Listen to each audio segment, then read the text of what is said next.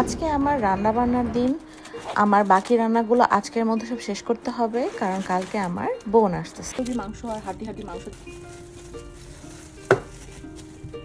এখান থেকেও কিছু নিব সলিড, আর এটা হচ্ছে মেইনলি হাড্ডি আর চর্বি মিক্সড করা মাংস।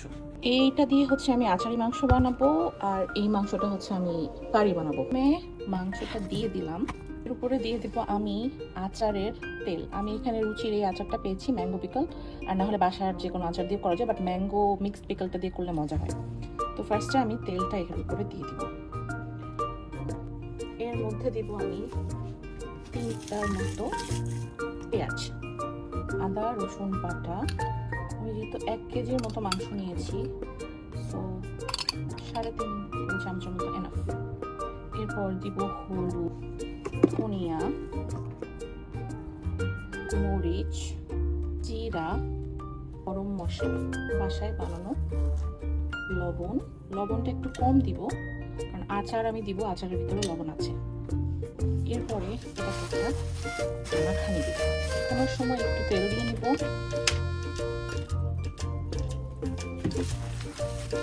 তেলটা অল্প অল্প করে দিব, কারণ আচারের ভিতরেও তেল থাকবে। তো এটা মেইন মজাটা হচ্ছে প্রথমে এভাবে মাখায় নিব, এরপরে আচার দিয়েও একইভাবে মাখাবো। আর প্রথমে আগে মশলাগুলো একটু ইনকর্পোরেট করে নিব। এখন আমি এখানে দিব আচার, সেম আগের আচারটাই জাস্ট ঢেলে নিব। 1 কেজির জন্য মোটামুটি আমি 300 গ্রামের মতো আচার নিব। বাকি আচার রেখে দিব।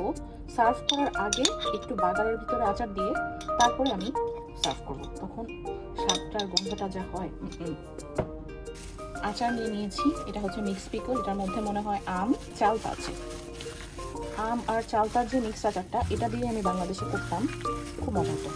মিডিয়াম আঁচে দিব, মিডিয়াম আঁচে দিয়ে জাস্ট ঢেকে দিব। বাস, এটা এখন একটু পরে পানি ছাড়বে, তখন জাস্ট ওলট পালট করবো, আর কিছু না। এখন আমি নর্মালি গরু মাংস রান্না করবো। প্রথমে দিয়ে নিচ্ছি তেল, তাই দিব একটু সরিষার তেল, কারণ তাতে টেস্ট অনেক ভালো হয়। ওইদিকে আচারিয়া মাংসটা একটু পরপর উল্টায় দিতে হবে, যাতে কোথাও পোড়া লেগে না যায়। 3টার মতো তেজপাতা, 4টা শুকনো মরিচ। এটা কিছুক্ষণ আমি ভেজে নিব। শুকনো মরিচ থেকে সুন্দর একটা গন্ধ বের হওয়া শুরু হয়েছে। এখন আমি এর মধ্যে দিয়ে দিব কুচানো পেঁয়াজ। পেঁয়াজটা নেড়ে চেড়ে ভেজে নিব যতক্ষণ পর্যন্ত না কাঁচা গন্ধটা চলে যাবে। একদম লাল লাল করতে হবে না, হালকা যখন একটু ক্লিয়ারের মতো হয়ে যাবে, তখন আমি এর মধ্যে দিব আদা বাটা, রসুন বাটা। আচারি মাংসটা যেহেতু আস্তে আস্তে হতে থাকবে, এটা নিয়ে আমার কোনো তাড়া নাই, এই জন্য আমি একটু পানি দিয়ে দিচ্ছি, যেন এটা না পুড়ে যায়, আর আমার কম খেয়াল রাখতে হয়। এটা আস্তে আস্তে হতে থাকবে। এখানে পেঁয়াজগুলো হালকা ট্রান্সপারেন্ট হয়ে আসছে, এর মধ্যে আমি দিব আদা আর রসুন বাটা।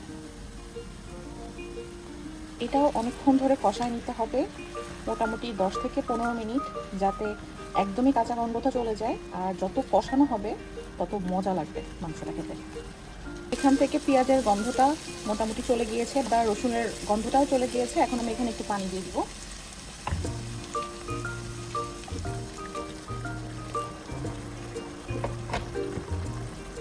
পানি দিলাম কারণ এখানে কিছু গুঁড়া মশলা দিব, ওটা যাতে পুড়ে না যায়। তো এখন আমি এখানে কিছু গুঁড়া মশলা অ্যাড করব।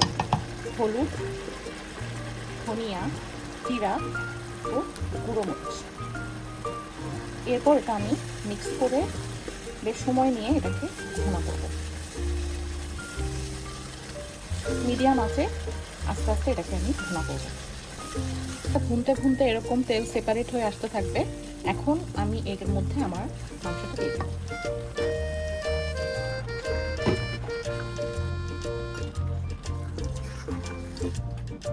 আমি এটা ঢেকে দিব, এটা থেকে 10-15 মিনিট পর পানি ছাড়বে।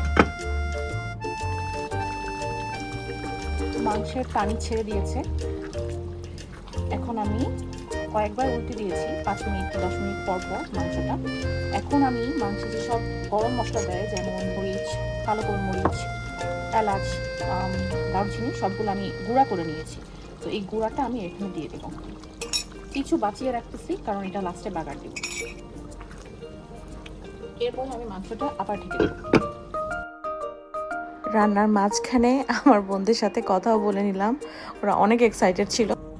আমার এটা কিন্তু একা একাই হয়ে গিয়েছে। আমি জাস্ট 10 মিনিট 15 মিনিট পর পর একটু করে নেড়ে দিয়েছি। একদম আমি চুলার আঁচটা লো মিডিয়ামে রেখেছিলাম। এখন এটাকে জাস্ট আমি একটু নেড়ে দিব, কারণ তেলটা উপরে উঠে আসছে, মানে হয়ে গিয়েছে। আর এর মধ্যে কিছু কাঁচামরিচ দিয়ে দিব। মাংসটাও আমি চেক করেছি, সিদ্ধ হয়ে গিয়েছে। সো আর কিছুই করতে হবে না। এটা যখন আমি সার্ভ করব, সার্ভ করার আগে আমি তেলে কিছু পেঁয়াজ ভেজে নিয়ে রসুনের সাথে জাস্ট এর উপরে দিয়ে দিব। সেই হচ্ছে। এটা আমি অল্প আঁচে দিয়ে রাখছিলাম, কিন্তু কোনো পানি অ্যাড করি নাই। আমি মাংসের যে পানিটা রিলিজ হয়েছিল ওটা দিয়ে মাংসটা রান্না করেছি। এইটার টেস্ট যেটা হয়, এটা কখনোই পানি অ্যাড করলে ওই টেস্টটা আনা সম্ভব না। তো আমার এটা হয়ে গিয়েছে। এখন আমি জাস্ট কিছু কাঁচামরিচ, গরম মশলাগুলো সেটা জাস্ট একটু ছিটিয়ে দেব।